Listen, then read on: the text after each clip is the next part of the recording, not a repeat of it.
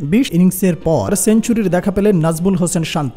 2023 সালে সিলেটে সবশেষ সেঞ্চুরি পেয়েছিলেন নিউজিল্যান্ডের বিপক্ষে।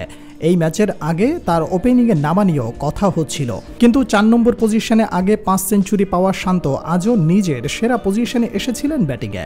শুরু থেকে দারুণ আত্মবিশ্বাসী ব্যাটিং করেছেন, ধ্রুপদী সব শটে প্রতিপক্ষকে নাড়িয়ে দিয়েছেন। বাউন্ডারির ফোয়ারা তো ছিলই, সঙ্গে সিঙ্গেলস ডাবলসে এগিয়ে নেন নিজের রান এবং দলের স্কোরবোর্ড। প্রথম সেশনের ধারাবাহিকতা ছিল দ্বিতীয় সেশনেও। শেষ সেশনে দ্বিতীয় ঘণ্টার শুরুতে বাঁহাতি ব্যাটসম্যান পেয়ে যান ষষ্ঠ টেস্ট সেঞ্চুরির স্বাদ। টেস্ট অধিনায়ক চতুর্থ উইকেটে মুশফিকুর রহিমের সঙ্গে নিয়ে অবিচ্ছেদ্য 247 রানের জুটি। তাদের 247 রানের জুটির সুবাদে প্রথম দিন শেষে বাংলাদেশের স্কোর 3 উইকেটে 292 রান।